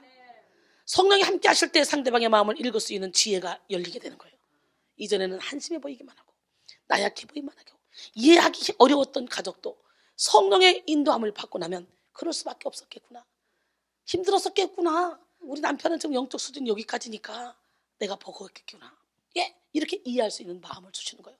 그러면 이해하는 마음으로 보듬어주면 변하게 되는 거예요. 그 다음에 듣는 귀가 열립니다. 뭐가 열려? 야고보서 1장 19절에 내 사랑하는 형제들아 너희가 알지니 사람마다 듣기는 속히 하고 말하기는 더디하며 성내기도 더디하라 그랬어요. 소통이 잘 되지 않는 사람들을 살펴보면 듣는 귀가 닫혀 있다는 것을 알 수 있어요. 성령에 충만하게 되면 평소에 잘 들리지 않았던 상대방의 그 어려움과 내면의 소리를 들을 수 있는 그런 영적인 귀가 열리게 돼요. 그래서 또한 마음이 겸손해져서 상대방의 말을 듣고자 하는 경청하는 마음이 생기게 됩니다. 그래서 내가 무슨 얘기를 하다가 이렇게 얘기를 몇 마디 해주면 어머 나를 어떻게 아세요? 이런 말을 참 많이 하죠. 예, 여러분 경청과 쿠션이라는 책의 저자 조신영 작가는요. 경청의 방법으로 비워라, 인정하라, 끼어들지 말라, 감정을 살피라, 반응을 보이라 이렇게 권면하고 있습니다. 그는 내가 철석같이 믿고 있던 사실이 진실이 아닐 수 있듯이 편협한 생각이 실체를 보지 못하게 한다. 내 생각으로 가득 찬 마음 가운데 상대방의 생각이 들어올 수 있는 문을 열어줘야 한다 라고 말했어요. 이사야 55장 8절로 9절 이는 내 생각이 너희 생각과 다르며 내 길은 너희 길과 다름이니라. 여호와의 말씀이니라. 하늘이 땅보다 높음 같이 내 길은 너희 길보다 높으며 내 생각은 너희 생각보다 높음이니라 그랬어요. 사실 경청은 갑자기 잘 되는 것이 아니에요. 경청의 과정은 낮아짐을 통해 동반하는 거예요. 내면의 소리까지 들을 수 있는 거예요. 경청은 나의 소리를 줄여야 됩니다. 나의 소리가 사라지고 상대방의 소리가 크게 들리게 해야 돼요. 그렇게 나를 잘 비우는 사람이 경청도 잘하는 거예요. 상대방의 마음도 잘 헤아릴 수 있는 거예요. 그래서 죽자는 거예요. 그래서 깨지자는 거예요. 그래서 부서지자는 거예요. 내가 부서지는 만큼 내 안에 예수님이 사시니까. 성령에 충만한 사람은 경청할 수 있습니다. 나라는 존재가 비워졌기 때문이죠. 부모가 먼저 성령의 충만을 받아야 마음을 비우고 자녀들에게 마음을 내어주게 되죠. 무엇보다도 하나님께 경청할 수 있는 자가 되어야 돼요. 부모도 자녀도 하나님께 경청하고 하나님의 음성만 따라가려고 노력할 때 마침내 예수님의 마음을 품을 수 있을 줄 믿습니다. 그래서 10마디 말보다 한 번 제대로 들어주는 것이 낫다는 거예요. 그 다음에 상대방에 유익을 주려고 해야 돼요. 성령의 충만함을 받으면 어떻게 하면 이 사람에게 유익을 줄까? 내가 챙기는 것이 아니라 상대방에 유익을 주려고 하는 거예요. 성령에 충만한 사람은 나의 이익을 챙기지 않습니다. 상대방의 유익을 주려고. 여러분 부모가 먼저 성령의 충만함을 받아야 돼요. 여기 온 여러분이 먼저 성령의 충만을 받아서 여러분이 받게 돼요. 여러분이.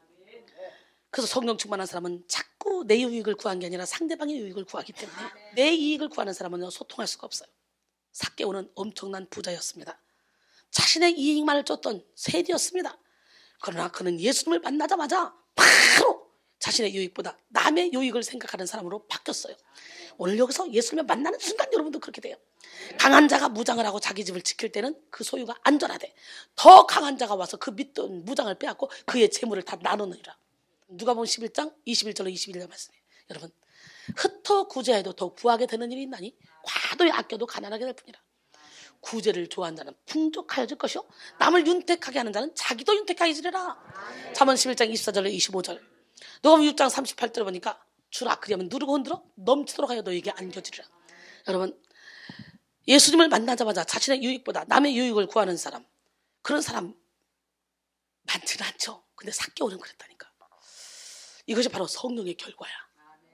성령의 사람은 다른 사람을 이롭게 하려는 것을 기쁘게 생각합니다. 이렇게 남에게 유익을 주고 살아가다 보면 더 이상 외롭지가 않습니다. 독불장군은 외로워요. 소통할 때에도 내가 조금 손해를 보더라도 상대방이 유익할 수 있도록 배려를 하면 소통이 잘 됩니다. 자녀도 마찬가지입니다. 부모도 완전한 사람이 아니에요. 부모에게서 완벽한 사랑을 원하지 마십시오. 자녀도 부모에게 받기만을 바라는 그런 사람이 되면 안 돼요. 자녀도 부모에게 줄 사랑이 있어야 돼. 부모가 뭘 잘해서 아니라 부모이기 때문에 사랑해야 돼.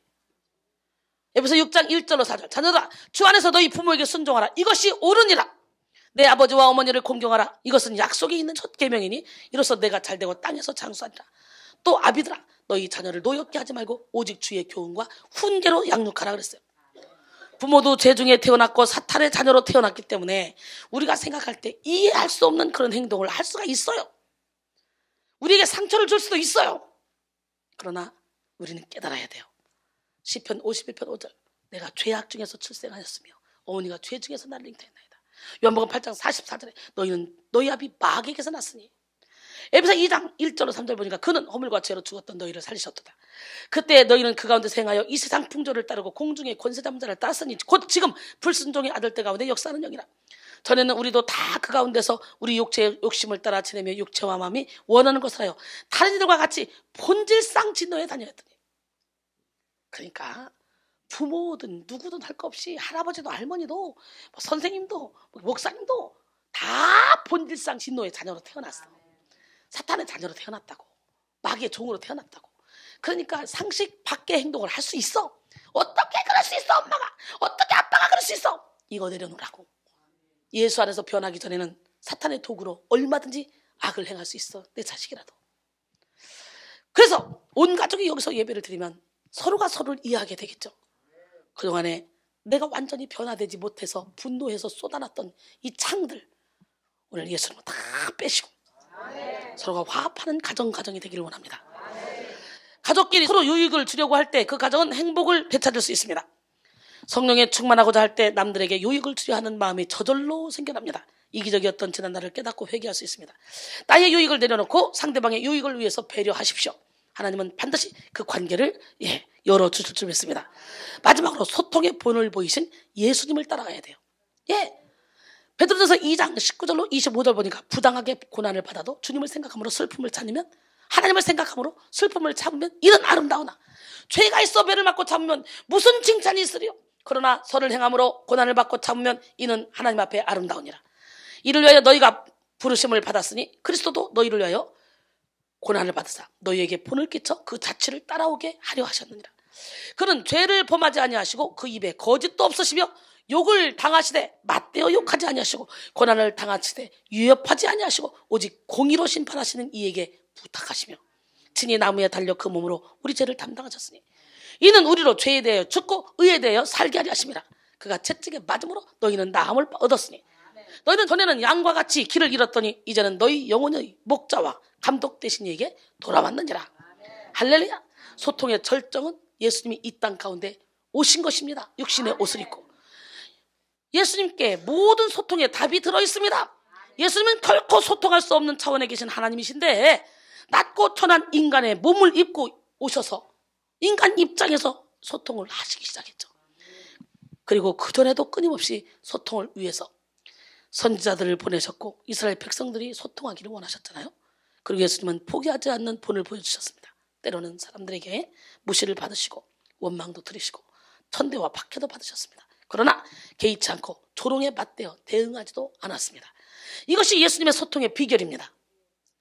악을 악으로 갚는 것이 아니라 십자가를 지심으로 몸소 친히 그 사랑을 보여주신 것입니다. 사랑하는 성도 여러분, 사랑에는 희생이 따릅니다. 온전한 소통으로 나가기까지 서로가 십자가를 지는 희생이 없으면 결코 그 막힌 담을 허물 수가 없습니다. 우리 교회 성도들은요, 다 우리 목사님 그래요. 처음에 와보면 이거 우상 아니야? 이거 교주 아니야? 막 싶은데 제가 우상처럼 교주처럼 행동합니까? 여러분 보셨지만 비포의 포태로 봐요. 이런 삶에서 이런 삶으로 바뀌었으니 하나님은 사람을 통해 일하시잖아. 그러니까 나를 이렇게 변화시켜주는데 도구로 쓰임 받은 우리 목사님 사랑합니다. 감사합니다. 내 인생의 최고의 행복은 목사님을 만난 것입니다. 사람들이 이렇게 얘기를 하는 거예요. 할렐루야. 히브리서 10장 19절 20절. 그러므로 형제들아 우리가 예수의 피를 힘입어 성소에 들어갈 담력을 얻었으니 그 길은 우리를 위하여 휘장 가운데로 열어놓으신 새로운 살 길이요 휘장은 곧 그의 육체니라 그랬어요. 예수는 무지하고 교만하고 오만한 우리와 소통하시기를 포기하지 않으시고 끝까지 우리 안에 거하는 소통의 방해물들을 적극적으로 물리치시며 그 사랑을 확증하셨습니다. 로마서 5장 8절에 우리가 아직 죄인 되었을 때 그리스도께서 우리를 위하여 죽으심으로 하나님께서 우리에 대한 자기의 사랑을 확증하셨느니라. 소통하려면서 희생은 전혀 하지 않으려고 하는 그런 이기적인 마음을 버리셔야 돼. 소통하려면 내가 먼저 희생해야 돼. 내가 먼저 손 내밀어야 돼. 내가 먼저 진실로 다가가야 돼. 예수님의 마음을 품지 않으면 결코 진정한 소통이 이루어질 수 없습니다. 이것은 자녀들도 마찬가지입니다. 자녀들도 미움과 용서하는 마음과 분노를 버리고 아직도 하나님 앞에서 온전히 치유되지 못한 부모님을 불쌍히 여기는 그런 예수님의 마음을 가져야 돼요. 육신의 모든 병은 세포나 피나 원활한 소통을 이루지 못하여 생기는 병들이 많습니다. 마찬가지로 소통이 안 되면 가정에 병이 들 수밖에 없습니다. 오늘 이 시간 이후로 가정의 병을 소통으로 풀어내시기 바랍니다. 진짜 속 얘기를 꺼내서 하려고 하면 반가워할 사람 아무도 없어요. 속을 꺼내 보이고 싶어하는 사람은 아무도 없기 때문이죠. 여러분, 소통의 필요성을 느끼고 직면할 때는 과감하게 자신의 잘못을 인정하고 나가야 됩니다. 하나님 앞에서 아담이 먼저 자신의 죄를 인정하고 나갔다면 하나님은 그에게 그토록 큰 형벌을 내리지는 않았을 거예요. 그러나 그는 인정하려는 마음을 보이지 않고 숨어버렸어. 그렇습니다. 소통하지 않고 숨어버리면 병은 더 깊어집니다. 사랑하는 성도 여러분, 예수님은 어떤 장애도 모두 뚫고 소통의 한계를 넘어 우리와 십자가 희생으로 소통하고자 하셨습니다. 이 십자가 사랑을 본받아서 가정 안에서의 모든 어려움을 직면하고 희생하시기를 자처하셨습니다. 자신의 잘못을 먼저 인정해 보십시오. 그리고 성령 안에서 하나 되게 하실 하나님을 기대하십시오. 여러분의 가정 오늘부터 성령 안에서 하나 돼서 서로의 아픈 상처를 보듬어주는 기적의 가정이 되길 원해요. 오늘 말씀을 통해서 기억해야 될 것은요, 막힌 소통을 열어가기 위해서 인간적인 방법이나 노력을 의지하는 것이 아니라 성령의 조명하심을 받아서 왜 소통이 되지 않았는지를 깨닫고 성령의 충만함을 간구해야 한다는 거예요. 성령이 우리 마음을 비추실 때 아직 무너져 있는 내면의 질서를 밝히 보여주시고 회개토록 하십니다. 사랑하는 성도 여러분, 나부터 성령 충만을 받읍시다. 결론적으로 우리는 오늘 말이 안 통하는 부모, 답이 없는 자녀라는 제목으로 함께 은혜를 나눴습니다. 소통을 막는 방해물들을 먼저 알아봤는데요. 소통의 방해물은 자기 입장에서만 말하는 이기심 때문이죠. 근본적인 죄성 때문에. 또한 이로 인해 사울이 요나단에게 던진 이 단창 같은 단창으로 가정 속에서 서로 찌르고 아프게 하는 일들이 일어납니다. 가정 속의 단창은 뭐라 그랬어요? 분노, 두려움, 미움. 할렐루야. 가정 안에 소통이 되지 않는 모든 문제를 해결하기 위해서 나부터 성령 충만해야 돼요. 성령에 충만한 사람은 공감 능력이 뛰어나고 경청할 수 있는 그런 사람입니다. 먼저 낮아지는 자, 상대방에게 유익을 주는 자. 성령이 충만하면 예수님의 마음을 품게 되기 때문에 그 어떤 어려움도 뚫고 나갈 수 있고 원수까지도 사랑할 수가 있습니다. 오늘 이 시간 우리 자신을 돌아보고 말이 안 통하는 부모, 답이 없는 자녀였다면 진실한 회개를 통해서 새로운 가정으로 다시 거듭나기를 바랍니다. 막 행복해지고 싶죠? 여러분의 영혼력이 막 소생하고 싶죠? 깨어나야 돼요. 영 깨라. 깨어나려면 어떻게 돼? 죽어야 돼. 옆 사람 바라보시고 인사할까요? 우리 죽읍시다. 우리 이제 가야 할 그 길은 천국 가기 위하여 가는 길, 나를 위해 죽으신 예수님 때문에 구원받기 위하여 가는 길, 날마다 죽어라, 날마다 죽어라, 죽어라, 나를 위해 죽으신 예수님 때문에 날마다 죽어라, 죽어라. 우리 이제 가야 할 그 길은 은혜 받기 위하여 가는 길, 나를 위해 죽으신 예수님 때문에 십자가에 못 박고 가는 길, 날마다 전하라, 날마다 전하라, 전하라, 나를 구원하신 예수님 때문에 날마다 전하라, 전하라. 우리 이제 가야 할 그 길은 진리를 위하여 가는 길, 나를 위해 죽으신 예수님 때문에 복음을 전하러 가는 길, 날마다 외쳐라, 날마다 외쳐라, 외쳐라, 나를 구원하신 예수님 때문에 날마다 외쳐라, 외쳐라. 우리 이제 가야 할 그 길은 영혼들을 위하여 가는 길, 나를 위해 죽으신 예수님 때문에 생명을 위하여 가는 길. 나팔을 불어라, 나팔을 불어라, 불어라. 나를 구원하신 예수님 때문에 나팔을 불어라, 불어라. 날마다 죽어라, 날마다 죽어라, 죽어라. 나를 구원하신 예수님 때문에 날마다 죽어라, 죽어라. 죽으려면요 방법이 없어요. 여러분의 힘으로 죽어지지 않아요. 죽고 싶죠?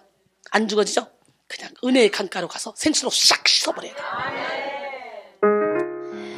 내 주의 은혜 강가로, 저 십자가의 강가로, 내 주의 사랑 있는 곳,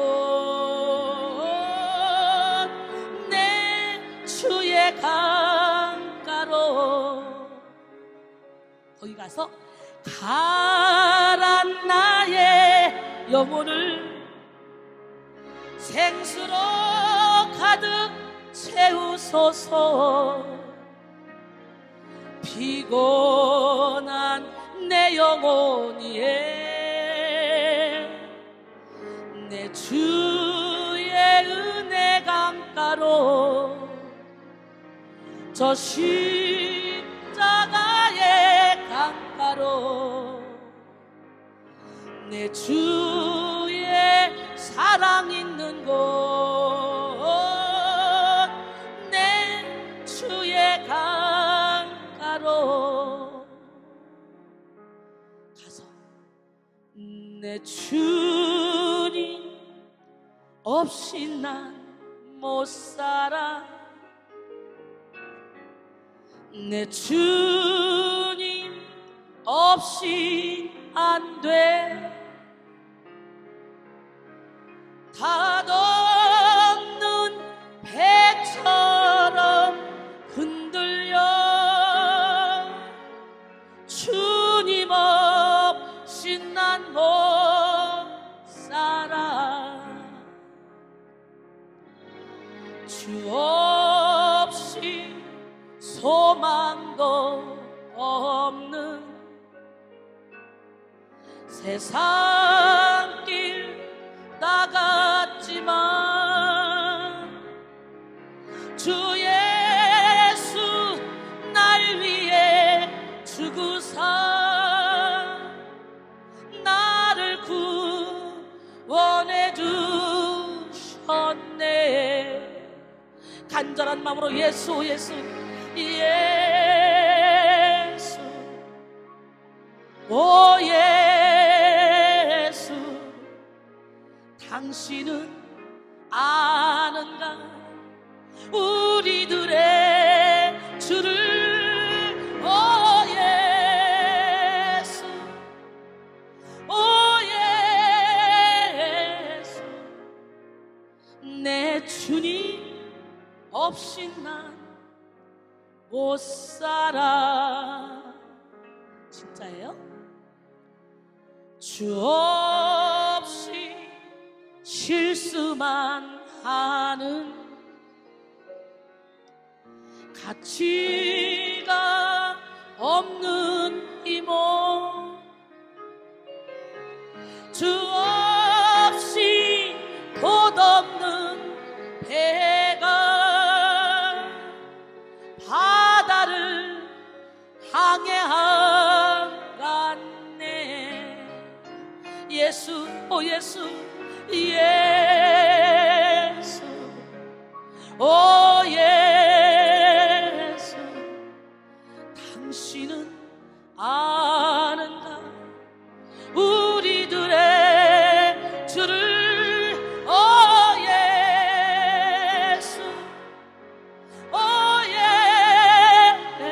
예수, 내 주님 없이 난 못 살아. 갈보리 십자가에 주님을 바라볼 때 하나님 크신 사랑 너무나 고마워라. 예수님의 십자가 이제는 나도 지고 이 생명 다 바쳐서 주님을 따르리라. 우리의 모든 간구 응답해 주시며 기도의 은혜로서 충만케 채우시네. 죄짓 맡은 우리 구 어찌 좋은 친구인지 걱정 근심 무거운 우리 주께 맡기세. 성령 받으라 성령 받으라 예수 내게 말씀하셔서 성령 받으라 성령 받으라 예수 내게 말씀하셔서 할렐루야 성령 받았네 나는 성령 받았네 할렐루야 성령 받았네 나는 성령 받았네